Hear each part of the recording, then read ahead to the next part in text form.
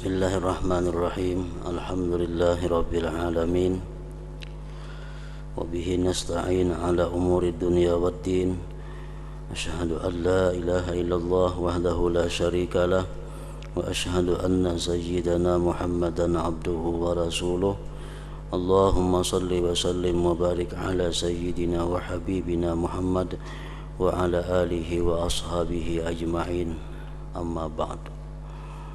Qala al-musannif rahimahullah wa nafa'ana bi'ulumih bayanu tabdilil a'malil muta'alliqati bin niyyah. I'lam annal a'mala wa in inqasamat aqsaman katsiratan min fi'lin wa qawlin wa harakatin wa sukunin wa jalbin wa daf'in wa fikrin wa dzikrin wa ghairi dzalik mimma la yatasawwaru ihsa'uhu wa istiqsa'uhu fahiya thalathatu aqsam ta'atun wa ma'asin wa mubahat. Al-qismul awwal al-ma'asi wa hiya la tataghayyaru an mawdi'iha bin niyyah fala yanbaghi ay yafhamal jahilu dhalik min umumi qawlihi alaihi salam innamal a'malu bin niyyat fayazunnu anna al-ma'siyata tanqalibu ta'atan bin niyyat kalladhi yaghtabu insanan mura'atan liqalbi ghairi aw yut'imu faqiran min mali ghairi aw yabni madrasatan aw masjidan aw ribatan bimalin haram wa qasduhul khair fahadha kulluhu jahlun wan niyyatu la tu'athiru bi ikhrajihi an kaunihi zulman wa udwanan wa ma'siyah bal qasduhul khaira bisyar'i ala khilafi muqtada syar'i syarrun akhar fa in arafahu fa huwa mu'anidun lisyar'i wa in jahilahu fa huwa asin bi jahlihi iz talabul ilmi faridatun ala kulli muslim ila akhirih.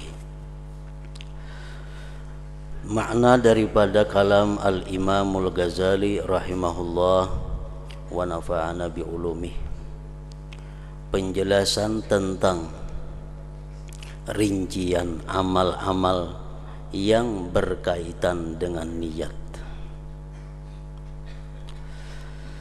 Ketahuilah bahwa amal-amal atau perbuatan-perbuatan terbagi menjadi bagian yang banyak, dari perbuatan, perkataan, gerakan, diam, penarikan, tulakan, artinya menarik, menulak, pikiran, zikir, dan lainnya, makan, minum, memberi, menerima. Dari apa? Daripada apa yang tidak tergambar perhitungannya. Jadi amal perbuatan itu banyak. Maka itu ada 3 bagian. Jadi dari sekian banyaknya amal perbuatan yang kada terhitung banyaknya, dari sekian banyak amal perbuatan itu terbagi kepada 3, yaitu maksiat, taat, dan mubah. Apa yang kita lakukan setiap hari, apa yang kita perbuat setiap hari, kada terlepas di antara 3 itu. Kadangkala berbuat maksiat, kadangkala berbuat taat, kadangkala berbuat yang dibolehkan. Maksiat di dalamnya terkandung 2, haram dan makruh. Taat di dalamnya terkandung 2, wajib dan sunat, dan mubah. Jadi rinciannya adalah 5. Nah, dari sekian banyak amal perbuatan kita, kalau dirinciakan, kembalinya kepada 3 hukum tadi: maksiat, taat, dan mubah. Bagian pertama, perbuatan maksiat. Dan maksiat itu tidak dapat berubah dari tempatnya sebagai maksiat tidak dapat berubah dengan niat yang baik. Perbuatan maksiat, perbuatan yang diharamkan Allah itu tidak bisa berubah walaupun disertai dengan niat yang baik. Tetap keadaannya itu adalah dosa, tetap keadaannya itu adalah maksiat.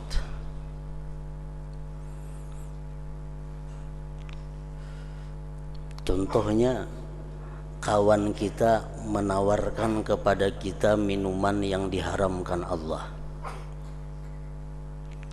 Kawan kita menawarkan kepada kita minuman yang diharamkan Allah. Lalu kita mengambil dengan niat menyenangkan hatinya.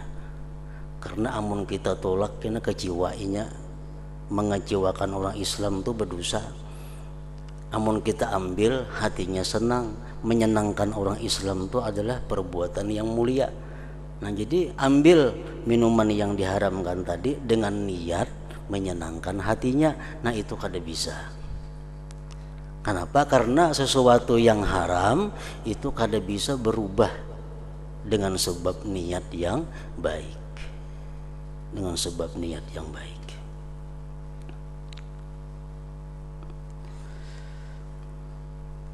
Dan maksiat itu tidak dapat berubah dari tempatnya sebagai suatu maksiat dengan niat yang baik.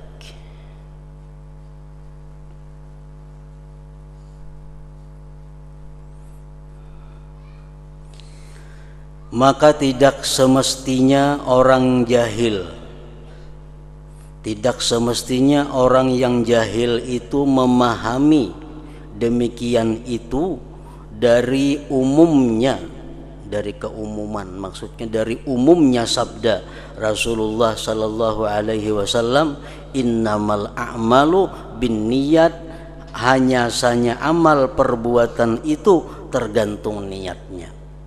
Ujarnya kan, ujar Nabi, amal perbuatan tergantung niat. Bila niat baik berarti baik, niat kada berarti kada. Nah, itu salah memaham, salah memaham hadis Nabi itu.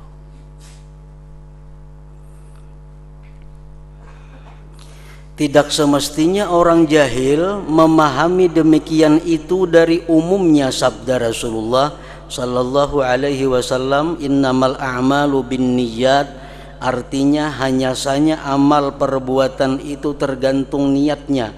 Lalu ia menyangka bahwa perbuatan maksiat dapat berubah menjadi perbuatan taat dengan niat yang baik. Nah, itu sangkaan yang salah, sangkaan dari orang-orang yang jahil.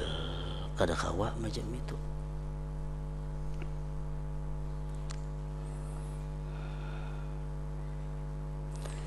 Seperti orang yang menggibah seseorang karena menjaga hati orang lain. Misal kita bakawan berdua, kawan kita ini menyambati orang, menggibahi orang. Lalu kita nih berpikir, amun ku tagur tersinggung kena inya. Nah, jadi kada usah ditagur. Karena kalau aku menagur kena mengecewakan inya. Untuk menyenangkan hatinya, biar jangan kada usah ditagur inya menggibahi orang itu. Nah, ini perbuatan yang salah. Al-mustami ahadul muktabin. Orang yang mendengari gibah itu hukumnya adalah salah satu di antara orang yang menggibah. Orang menggibah seseorang, kita mendengari, sama aja hukumnya. Karena amun kadada kita ini kada menggibah orang. Malah sorangan gerunung-gerunung bebandir nyambati orang. Karena kita ini mendengarakan, lalu inya menggibah. Nah, kita mendengarakan itu sama aja lawan menggibah. Jadi kalau kita kada menagur dengan niat untuk menyenangkan hatinya, itu salah. Salah.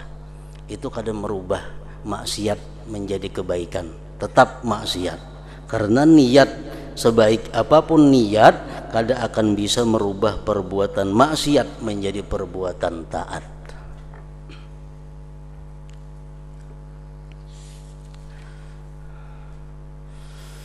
atau memberi makan orang fakir dari harta orang lain. Inya menipu, inya mencuri, inya merampok, tapi niatnya untuk memberi makani fakir miskin. Kawalah dibenarkan merampok itu, mencuri itu dengan niat untuk memberi makan fakir miskin, kada bisa, kada kawa. Karena merampok, mencuri itu perbuatan maksiat.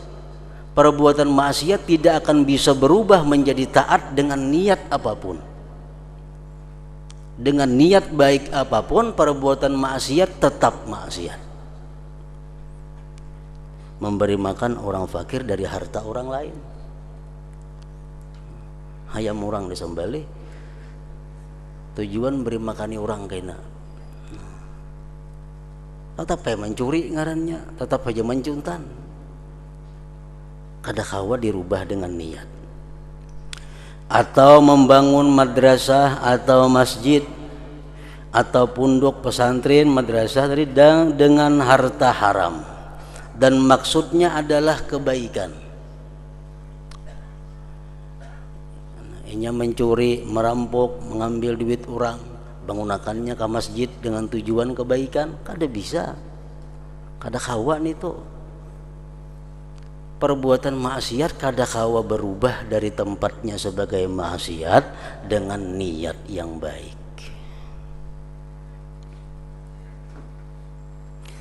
Maka ini semuanya adalah kejahilan.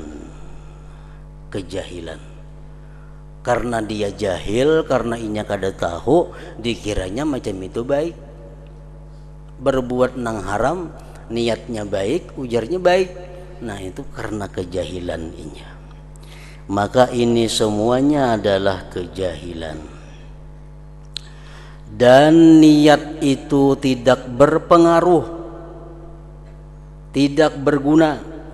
Niat itu tidak berguna pada mengeluarkan perbuatan tersebut dari keadaannya kezaliman, permusuhan, dan maksiat. Tetap inya maksiat. Bahkan maksudnya akan kebaikan terhadap kejahatan dengan menyalahi tuntutan agama adalah kejahatan yang lain, menambahi dosa. Menambahi dosa. Inya mencuri dengan niat memberi makani orang. Satu, dosa mencuri. Nang kedua, memberi makani orang lawan makanan nang kada halal. Nah bertambah dosanya. Jakanya inya mencuri, sagan memakan seorang, seorangan aja menanggungnya. Ini mencuri niat memberi makani orang. Niat itu kada berguna. Mencuri tetap dosa, memberi makani orang dengan harta nang haram menambahi dosa. Bahkan maksudnya akan kebaikan, niatnya akan kebaikan terhadap kejahatan dengan menyalahi tuntutan agama adalah kejahatan yang lain. Bertambah jahat artinya bertambah dosanya.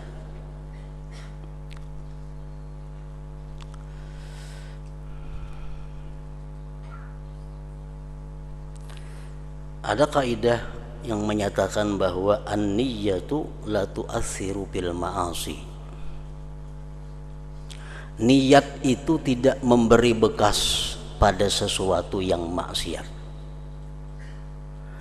Kalau perbuatan taat diiringi dengan niat yang baik, bertambah banyak pahalanya. Perbuatan yang mubah yang dibolehkan tapi niatnya mulia, menjadikan mubah itu bernilai ibadah, berpahala. Tapi kalau perbuatan maksiat niatnya baik, tetap maksiat, bahkan bisa mendatangkan kemaksiatan yang lain lagi. Jadi niat yang baik jangan sekali-kali digunakan kepada maksiat, karena kada ada gunanya, menambah mudarat. An-niyat la tu'atsiru bil ma'asi. Niat itu tidak berbekas, tidak berpengaruh, tidak berguna pada sesuatu yang maksiat.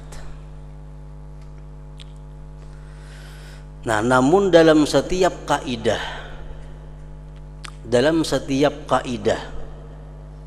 itu pasti ada pengecualian. Ada beberapa perkara perbuatan maksiat itu bisa berubah menjadi tidak maksiat dengan niat. Tapi ini hanya pengecualian. Secara umum niat tidak bisa merubah maksiat menjadi taat. Itu secara umum. Tapi dalam beberapa keadaan tertentu niat itu bisa merubah yang maksiat menjadi taat. Tapi dalam keadaan tertentu. Seperti apa keadaan tertentu itu? Nah, ini kada boleh kita mengarang seorang. Karena sudah ada aturan-aturannya. Kita ambil beberapa contoh. Niat yang baik bisa merubah perbuatan maksiat menjadi tidak maksiat. Contohnya ghibah. Ghibah menyebut kejelekan orang, menyebut aib orang. Itu perbuatan maksiat. Tapi kalau niatnya baik, ini bisa merubah keadaan maksiat tadi menjadi tidak maksiat lagi. Contohnya tazallum yang pertama. Kita ini dianiaya. Nah, kita dianiaya oleh seseorang.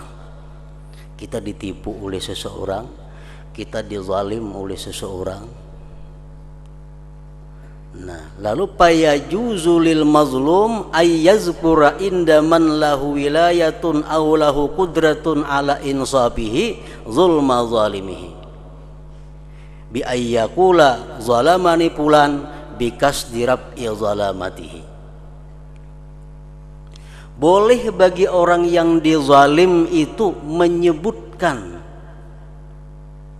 di sisi orang yang punya kekuatan, di sisi orang yang berwenang, menyebutkan kezaliman orang yang menzalim dia dengan niat menghilangkan kezalimannya itu. Nah, boleh. Kita misal ditipu orang. Kalau kita ditipu orang ini, kita mesti melapor ke mana? Lawan orang nang kau menghilangkan kezalimannya. Kita lapor ke polisi misalnya, atau kita lapor ke kepala desa. Karena beliau itu nang kawa mengurusnya. Kita lapor ulun ditipu si Pulan bin Pulan. Ini menyebut keaiban orang nih, menyebut kejelekan orang. Tapi tujuan kita menyebut itu adalah untuk menghilangkan kezalimannya, agar si orang yang kita kisahkan ini dapat menangkapnya sehingga mengembalikan kezaliman kepada kita. Ampihnya berdosa.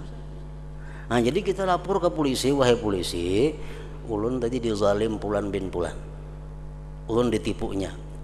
Nah, tujuan kita melapor ke polisi itu apa? Supaya polisi ini bisa menangkapnya dan mengembalikan kezaliman itu kepada kita. Nah, niatnya baik. Sehingga kita menyebut kejelekan inya di hadapan polisi itu bukan ghibah yang diharamkan lagi, bukan perbuatan maksiat lagi, karena niat kita bukan untuk menghinakan dia, niat kita bukan untuk menghancurkan martabat dia, tapi niat kita untuk menghilangkan kezalimannya. Nah, jadi dalam beberapa hal niat itu bisa berpengaruh kepada yang maksiat menjadi tidak maksiat. Tapi dalam beberapa hal tertentu, contohnya ya macam tadi. Contoh yang kedua masih dalam masalah ghibah, al-isti'anah ala taghayyuril munkar wa raddil 'asi ila shawab bi ay yazkura dzalik inda man yarju qudratahu ala izalatil munkar bi kasdit tawassul ila izalatil munkar. Kita mengetahui kawan kita, tetangga kita ini berbuat munkar. Tetangga kita ini berbuat munkar. kita menagur kada wani, kita menagur kita bisa sakit.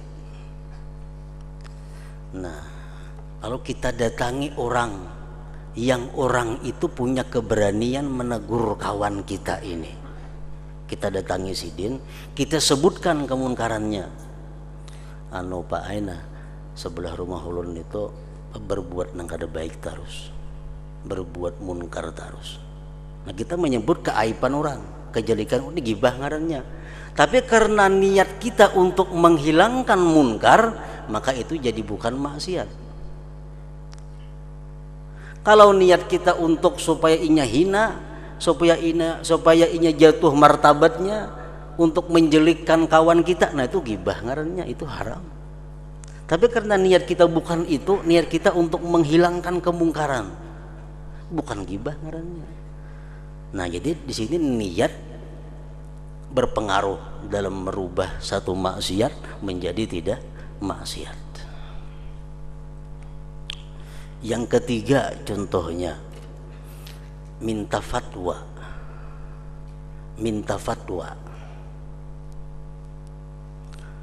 Dia menyebutkan kezaliman orang, dia menyebutkan kejelikan orang, tapi untuk minta fatwa kepada seorang mufti atau seorang ulama.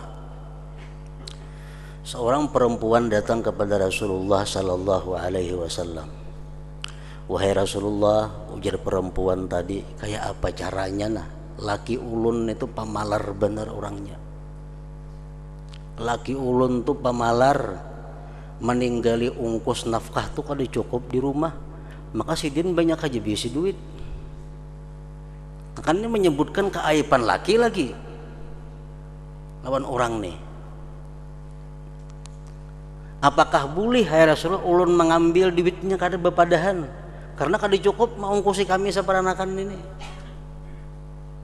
Nah, itu minta fatwa, menyebutkan keaiban suami. Nah, itu dibolehkan karena tujuannya bukan untuk menjelikkan suami kada, tapi untuk minta kejelasan hukum, apakah inya boleh mengambil harta suami untuk mencukupi nafkahnya atau kada. Niatnya bukan untuk merendahkan suami, untuk menghinakan suami kada. Niatnya untuk minta kejelasan hukum dirinya, apakah boleh atau kada mengambil harta suaminya tanpa sepengetahuan suami untuk mencukupi nafkah. Nah, ini boleh juga. Jadi niat seperti itu bisa merubah yang bukan, yang maksiat menjadi bukan maksiat. Yang keempat, contohnya kita menyebutkan kejelikan orang lain untuk menyelamatkan orang lain. Kita menyebutkan kejelikan orang lain tujuannya untuk menyelamatkan orang lain. Nah, tujuannya ini baik, lalu merubahnya dari maksiat menjadi bukan maksiat. Kalau kita madahkan si anu tuh maling, si anu tuh pemabuk, itu bisa gibah ngarannya. Tapi kita menyebutkan itu dalam rangka menakutkan kepada orang lain. Orang minta pendapat kepada kita, ujar orang lawan kita, kayak apa mun aku badagang bakung si lawan si Pulan itu baiklah menurut pian. Sedangkan kita tahu si Pulan tuh orangnya penipu. Nah, kita di sini menyambat orang nih. Berhubung orang ini minta pendapat kepada kita, kita mesti melayani. Ikam pada usaha bakung si lawan inyan itu. Kenapa garang ianya kada usah? Karena saya pengetahuanku inyan itu orangnya suka menipu. Suka menipu. Nah, jadi kita menyambat suka menipu tuh gibah. Tapi karena tujuan kita untuk menyelamatkan ini orang yang minta pendapat, kada gibah lagi ngarannya. Bukan maksiat lagi ngarannya. Nah, jadi memang secara umum niat tidak bisa merubah perbuatan maksiat menjadi bukan maksiat. Tapi dalam beberapa hal ada pengecualian. Ada beberapa hal niat itu berpengaruh di dalam merubah satu maksiat menjadi bukan maksiat. Nah, tapi kita jangan hendak mengarang-arang seorang itu ada aturannya sudah. Jangan hendak mengias-ngias. Kalau kaliwatan kiasnya. Nah, jadi urusan macam 4 perkara tadi itu dibolehkan. Arti dibolehkan artinya niat itu berpengaruh dalam merubah satu maksiat menjadi tidak maksiat lagi. Ambil contoh lagi berdusta. Berdusta itu maksiat. Berdusta maksiat.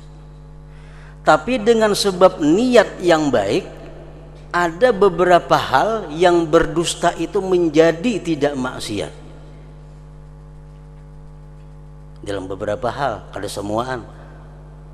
Dalam beberapa keadaan tertentu, berdusta itu bisa jadi kada maksiat dengan sebab niat yang baik. Rasulullah mengatakan ada 3 hal yang mana berdusta itu tidak maksiat.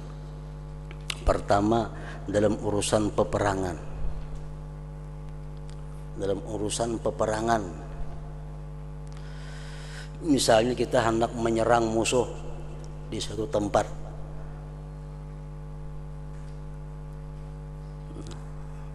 musuh kita di Tanjung umpamanya, lalu hendak menyerang ke sana, lalu kita umumkan kepada anak buah, kepada prajurit kita akan menyerang musuh besok hari di Tanjung, Jalan Paringin, kita berangkat. Padahal kita sudah merencanakan jalan amuntai kaina. Tujuannya apa? Supaya musuh itu kita mendengar berita ini salah perkiraannya. Tujuan untuk mengelabui musuh. Nah, satu. Yang kedua, ujar Nabi, untuk islah zatil bain, untuk mendamaikan 2 orang yang bertengkar. Si A lawan si B bertengkar, kita juru damai. Kita jadi juru damai ini boleh kita menggunakan dusta dengan niat supaya 2 bertengkar ini bisa berdamai. Nah, itu niat berfungsi merubah sesuatu yang maksiat menjadi tidak maksiat. Yang ketiga, ujar Nabi, liyurdi zaujaha, untuk menyenangkan pasangannya. Untuk menyenangkan pasangannya. Di situ berdusta dengan niat untuk menyenangkan pasangannya menjadi dusta yang bukan maksiat.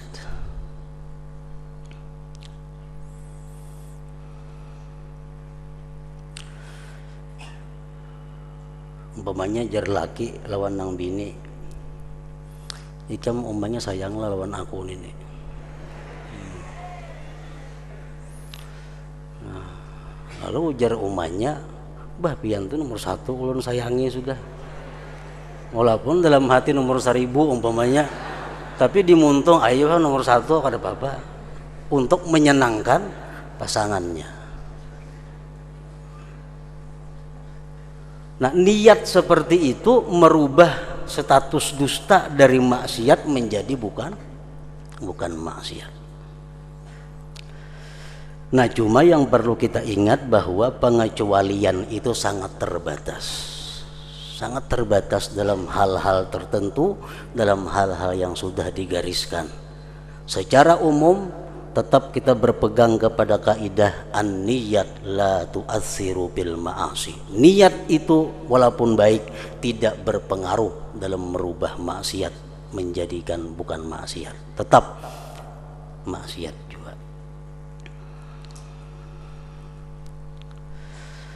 Nah, kalau ia telah mengetahui demikian, maka itu orang yang menentang kepada agama, dan kalau ia tidak mengetahuinya, maka ia adalah orang yang berbuat maksiat dengan kejahilannya.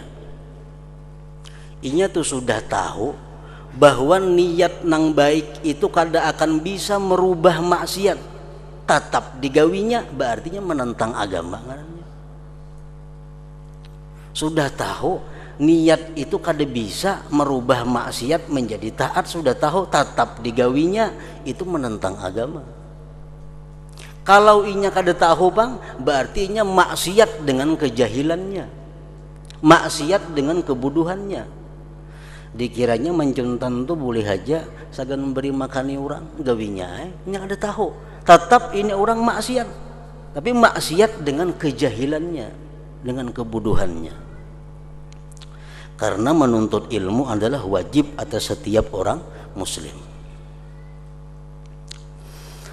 Segala kebaikan sesungguhnya diketahui bahwa itu adalah kebaikan dengan agama. Sembahyang dikatakan kebaikan, di mana tahunya? Karena agama mengatakan itu kebaikan. Bersedekah itu kebaikan, di mana kita tahu bersedekah itu kebaikan? Karena agama mengatakan sedekah itu kebaikan. Lalu bagaimana kejahatan itu menjadi kebaikan? Artinya kada mungkin nang jahat itu menjadi kebaikan hanya dengan niat yang baik. Alangkah jauh demikian itu. Tetapi yang menganjurkan bagi demikian atas hati adalah tersembunyinya nafsu syahwat dan batinnya hawa nafsu. Itu yang seringkali merasuk ke dalam hati kita, dikuasai hawa nafsu, dikuasai oleh nafsu dan syahwat, sehingga itulah yang membuat kita ini mau melaksanakan sesuatu yang haram dengan niat yang baik itu, padahal itu kada ada manfaatnya. Karena apabila hati itu cenderung kepada mencari kedudukan dan menarik hati manusia supaya cinta kepada dia, supaya hormat kepada dia, dan setinggal bagian-bagian nafsu, maka dengannya syaitan menjadikan perantara untuk menipu orang jahil.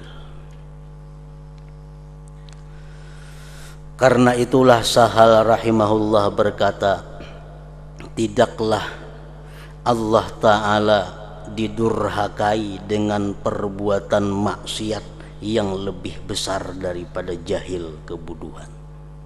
Maksiat yang paling besar itu adalah meninggalkan menuntut ilmu. Itu maksiat paling besar. Meninggalkan menuntut ilmu, meninggalkan mempelajari hukum-hukum Allah, itu maksiat yang paling besar. Karena dengan sebab meninggalkan belajar hukum-hukum Allah akan timbul macam-macam maksiat yang lainnya karena kebodohannya. Ditanyakan orang kepada Imam Sahal tadi, apakah kamu mengetahui sesuatu yang lebih berat dari jahil? Ujar orang, wahai Imam Sahal, adakah lagi yang paling berbahaya daripada kejahilan itu? Kejahilan berbahaya. Adakah yang lebih berbahaya daripada kejahilan? Beliau menjawab, ya ada, yaitu jahil dengan kejahilan. Kada tahu pada inya tuh jahil, berat lagi. Kada tahu pada inya tuh, kada tahu tuh paling berat. Dikira asa tahu aja, padahal luput. Nah itu yang paling berat.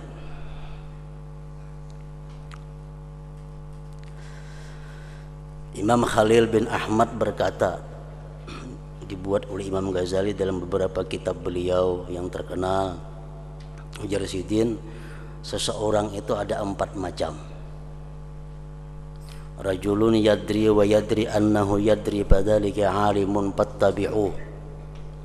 Ada orang yang punya ilmu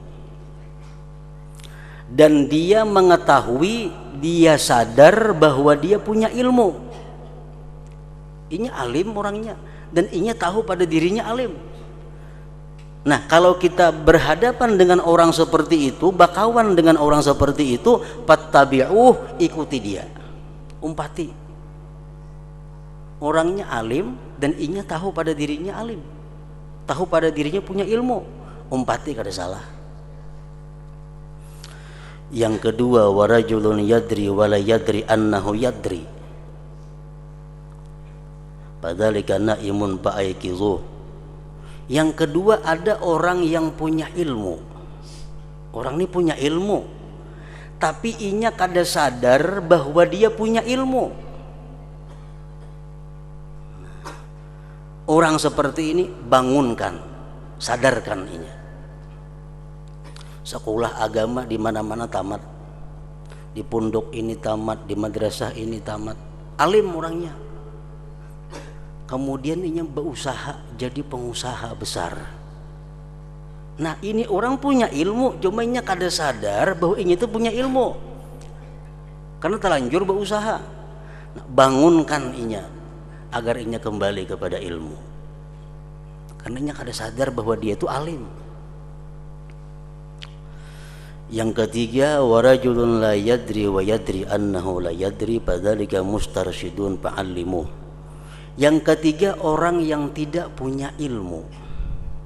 Inya kada punya ilmu dan dia pun sadar, tahu bahwa dia tidak punya ilmu. Inya tahu inya ini bungo, kada punya ilmu.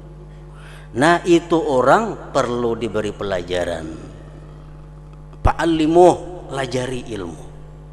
Lajari ilmu. Karena inya kada berilmu dan inya sadar pada inya kada punya ilmu. Yang keempat, warajulun la yadri wa la yadri annahu la yadri fadzalika jahil fahdharuh wa mukutuh. Yang keempat ini orang yang tidak punya ilmu dan dia tidak sadar bahwa dia tidak punya ilmu. Inya kada sadar pada inya tuh kada beilmu. Orang kada beilmu dan inya kada sadar bahwa inya kada beilmu.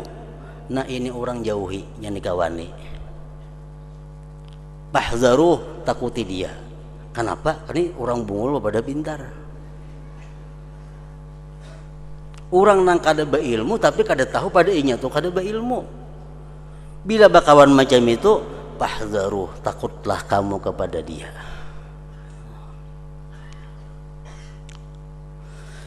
Dan itu benar apa yang dikatakan oleh Imam Sahal Tustari tadi, seperti yang dikatakan beliau, karena jahil terhadap kejahilan itu menutup secara keseluruhan pintu belajar. Orang untuk kada berilmu tapi nya kada merasa, nya kada mau belajar, kada mau belajar, baca buku kada mau, nangadakan ceramah kada mau, hadir ke pengajian kada mau. Kenapa? Inya kada merasa pada inya tuh kada berilmu.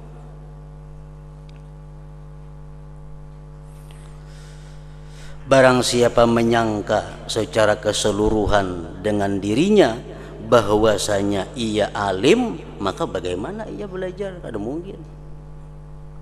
Ia menyangkanya tahu semuaan sudah, padahal pengetahuannya salah. Lalunya kada mau lagi belajar. Nah, jadi jahil itu merupakan maksiat yang paling besar. Meninggalkan belajar hukum-hukum Allah, meninggalkan mengetahui tentang hukum-hukum Allah, itu maksiat yang paling besar. Begitu pula seutama-utama sesuatu yang ditaati Allah dengannya adalah ilmu. Taat yang paling agung, taat yang paling tinggi adalah ilmu.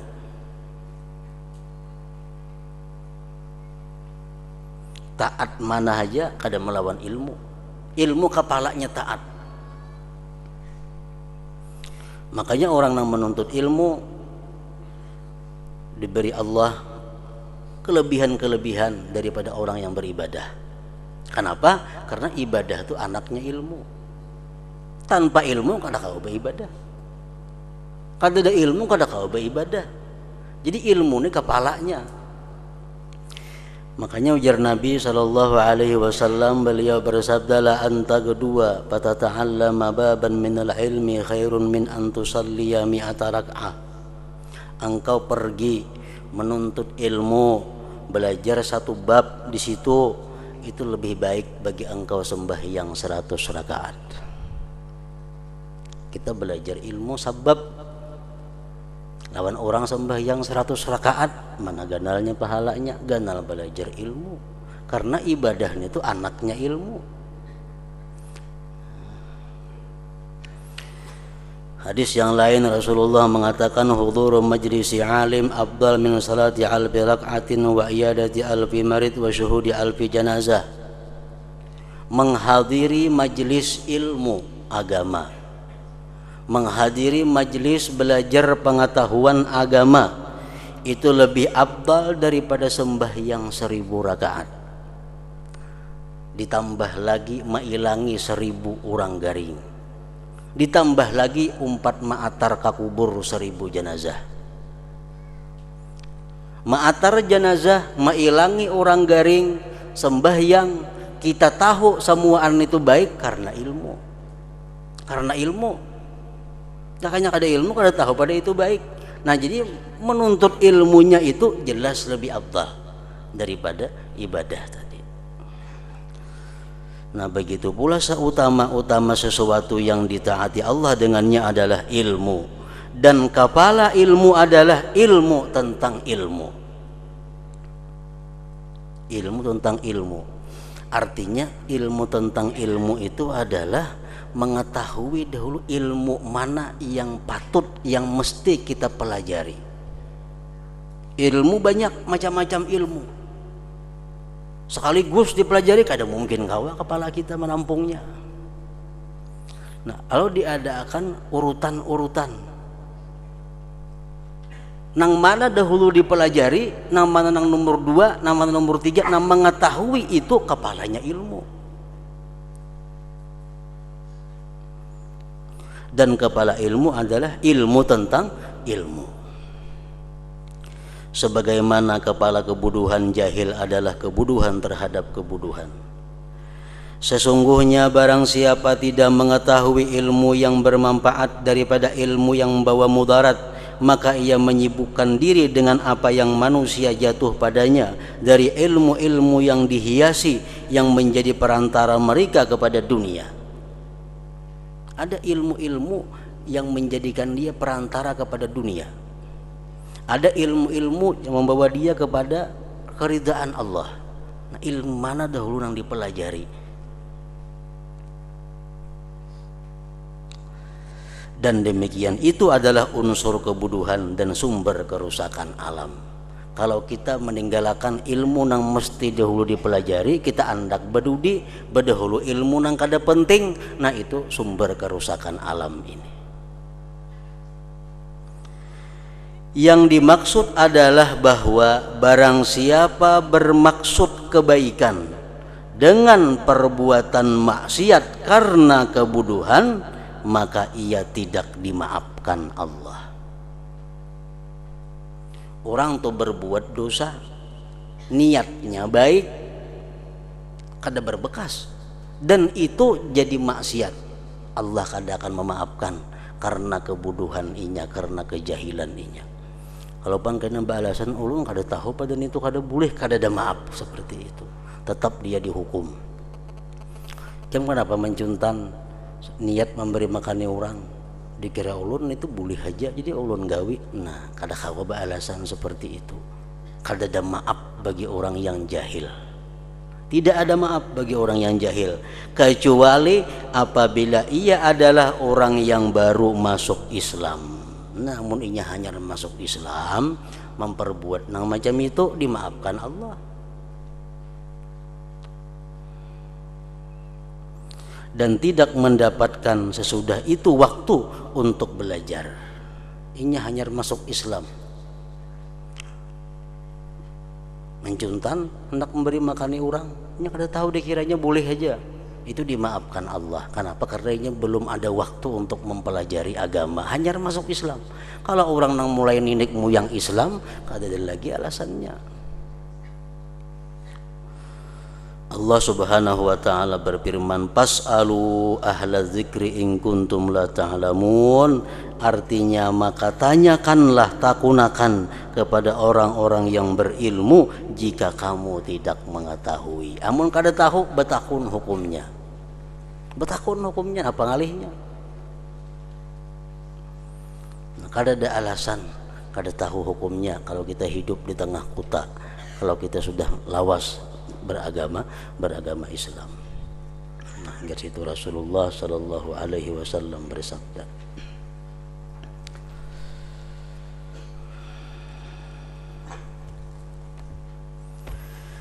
afdalul dzikri fa'alam annahu la ilaha illallah Muhammadur Rasulullah, la ilaha illallah Muhammadur Rasulullah, la ilaha illallah Muhammadur Rasulullah, la ilaha illallah, la ilaha illallah, la ilaha illallah, la ilaha illallah, la ilaha illallah. Allahu Allah, Allahu Allah, Allahu Allah, Allahu Allah, Allahu Allah, Allahu Allah, Allah, Allahu Allah, Allahu Allah, Allahu Allah, Allahu Allah, Allahu Allahu Allah, la ilaha illallah Muhammadur Rasulullah, la ilaha illallah Muhammadur Rasulullah, la ilaha illallah Muhammadur Rasulullah, la ilaha illallah. Al-Fatihah ila hadratin Nabi wa alihi wasallam.